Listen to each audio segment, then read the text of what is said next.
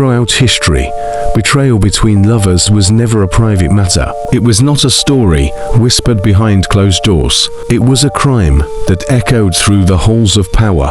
When women were accused of infidelity, justice did not come quietly. It came with fire, with stone, with rope, and with blade. Across empires, across centuries, societies forged punishments, so brutal they transcended law, becoming instruments of fear. They were public rituals, spectacles meant not only to kill, but to warn. These were not moments of rage. They were systems of control, sanctioned by kings, priests, and laws that valued honor above humanity. And in that cruelty, civilizations revealed their truest selves. This is the legacy of punishment when love itself became treason. When love became treason, the punishment of women accused of adultery. The law of the patriarchs. To understand why love was once punishable by death, we must first step into a world where women were property and fidelity was currency. In ancient and medieval societies, a woman's body symbolized lineage, inheritance, and divine order. Her virtue was not her own.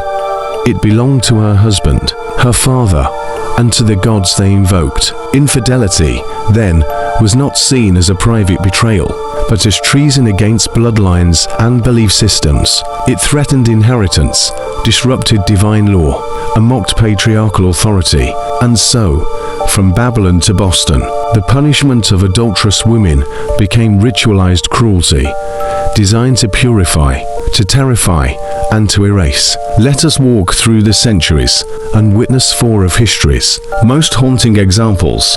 Drowned in the sack, medieval Germany's sacking. In the heart of the Holy Roman Empire, between the 13th and 16th centuries, the waters of the Rhine and Danube hid a terrible secret. It was called sacking, the drowning in the sack. A woman accused of adultery was not tried in secret. Her death was a civic event, carried out under law and under God. The Sacksenspiegel, a 13th century legal text compiled by Ike von Repgau, declared adultery a direct attack on a man's honor and his household. Men caught in adultery were often fined or temporarily shamed, but women, they were condemned to the river. Under Emperor Charles V's Carolina Code of 1532, the law read clearly: a woman who breaks the marriage bond through adultery may be executed by drowning, in accordance with local custom, and that custom was merciless. She would be bound hand and foot, sewn into a sack weighted with stones, sometimes alongside a dog, a rooster, or a cat. Then, before a silent crowd, she was thrown into the current. The sack twisted, the surface rippled, then all was still. The city's sin was cleansed. To drown a woman in a sack was considered less bloody, a form of decency, but there was nothing merciful about it. It was slow, suffocating, and absolute. When the river carried her away, it carried her name, her dignity, and her story erased beneath the water.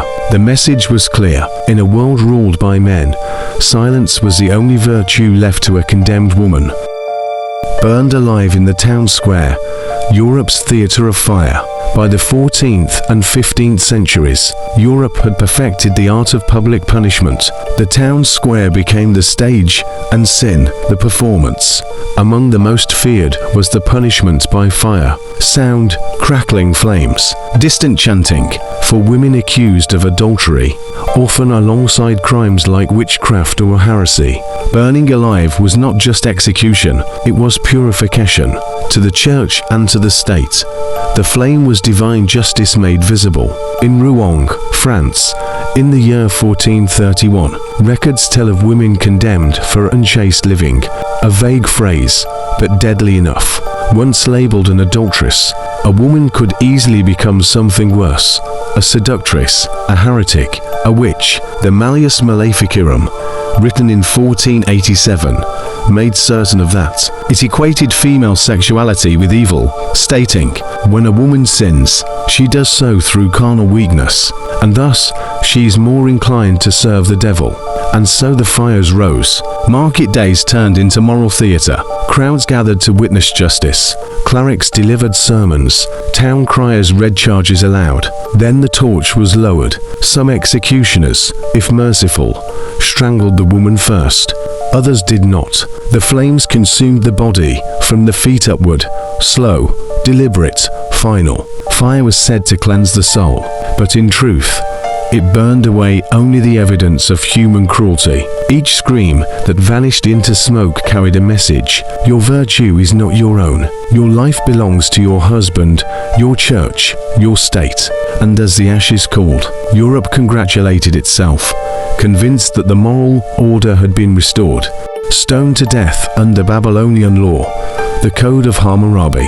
Long before Europe's fires, another kind of judgment was carved into stone, nearly 4,000 years ago. In the city-states of ancient Mesopotamia, justice was measured by the weight of law and the severity of obedience. At its heart stood the Code of Hammurabi, one of humanity's earliest known legal systems. Among its 282 decrees, Law Section 129 reads, "If the wife of a man is caught lying with another man, they shall bind them and throw them into the water." It was not just law, it was divine order.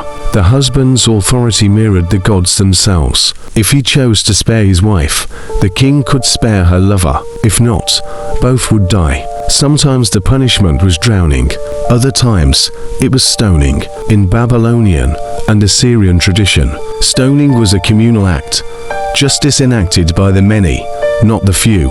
The condemned woman would be stripped of her ornaments and status. She would be placed at the edge of the city, or in a pit dug for her execution. Her husband might be the first to cast the stone. Then others followed, neighbors, elders, even her own kin. The stone struck not to kill swiftly, but to humiliate, to turn justice into spectacle. Each blow was both punishment and purification. The act transformed private shame into public ritual, the collective reaffirmation of a moral order built on the subjugation of women.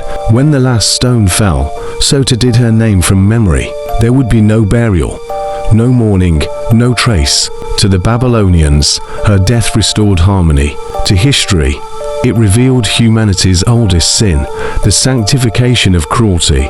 Pillory and flogging, the shame of colonial America, crossed the centuries again to the New World. The year is 1650.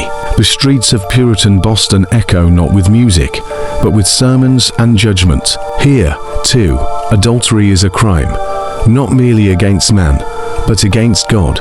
Under the Massachusetts Body of Liberties of 1641, the law declared, "If any man shall commit adultery with a married or espoused wife, the adulterer and adulteress shall surely be put to death." In practice, the death sentence faded, but humiliation became the preferred form of punishment. Convicted women were stripped of dignity before their entire community. They were flogged, 39 lashes across their backs, as neighbors and even family watched.